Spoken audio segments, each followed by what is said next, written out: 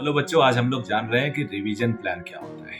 और रिवीजन मुझे लगता है सारे बच्चे करते हैं, प्लान बना के भी करते हैं। तो आज मैं क्या स्पेशल बताने वाला हूँ जो नया होगा आपके लिए।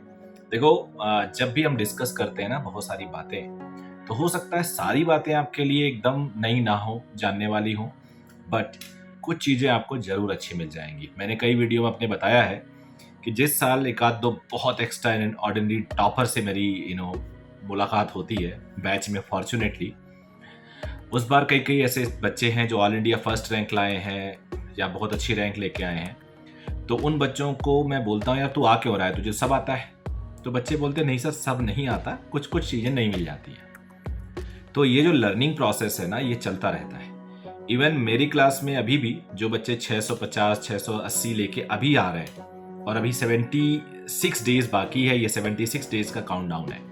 76 डेज के काउंटडाउन में मैं आज आपके सामने हूँ। उन बच्चों का अभी अगर 650 आ रहा है तो सोच लो 720 तक भी जा सकते हैं। किस्मत और उनकी अपनी स्ट्रेटजी है, लेकिन जा सकते हैं। मैं कोशिश भी कर रहा हूँ एक आध बच्चा इस साल 700 टच करे। तो अब अगर आपको थोड़ा सा बेटर मेथड मिल जाए तो नेचुरली आपकी परफॉर्मेंस में एक पंख लग जाएंगे, और बेटर मेथड ही मैं बताने आया हूं। तो बिफोर मूविंग अहेड मेरी रिक्वेस्ट होगी कि अब मैं थोड़ा यूट्यूब पे ज़्यादा एक्टिव हो रहा हूं। बीच में सिलेबस को लेके कुछ ज़्यादा बिजी था, तो आप प्लीज़ सब्सक्राइब कर लीजिएगा। और फर्स्ट टाइम व्यूअर हैं तो सब्सक्राइब तो बनता ही है, और चैनल इस वीडियो को भी लाइक कर लीजिएगा। देखो, रिविजन मेथड जो होता है वो एक साइंटिफिक तरीका होना चाहिए, और हर दिन आपका रिवीजन एक दिन से ज्यादा होना चाहिए, पिछले दिन से ज्यादा होना चाहिए। यानी speed of revision should be faster as compare to yesterday. अब फास्टर के लिए एक जाके एक स्लोप एक जगह तो रुकेगा, फिर नीचे की तरफ आएगा। नीचे की तरफ नहीं आने देना है। आज अगर आप कोई टॉपिक को 1 घंटे में रिवाइज करते हैं, कोई एक टॉपिक सपोज कर लो, अब वही टॉपिक 10 दिन बाद आप टच करेंगे तो नेचुरली वो आधे घंटे में रिवाइज हो जाएगा। तो अब एक साइकिल बना लीजिए। मैंने कल के वीडियो में बोला था, परसों के वीडियो में आई थिंक था, कि आपका रिवीजन 2 से 3 बार हो सकता है रिमेनिंग टाइम में।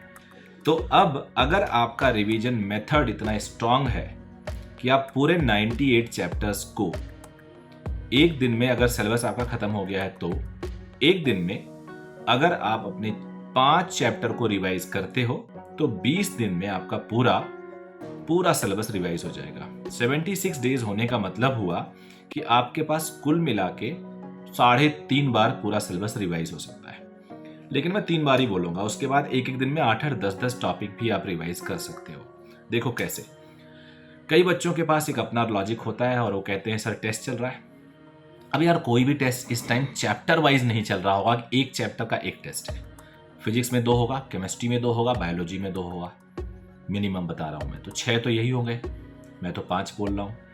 तो 6 टॉपिक का रिवीजन अगर आपने कर दिया, अब आपका क्वेश्चन होगा कि सर 6 टॉपिक का टेस्ट 2-2 3-3 दिन के इंटरवल पे है, तो ठीक है, ऐसे ही खत्म हो जाता। मुझे लगता है 10-15 दिन में आपकी टेस्ट सीरीज पार्ट वाइज खत्म हो जाएगी, फिर फुल लेंथ की शुरू होगी।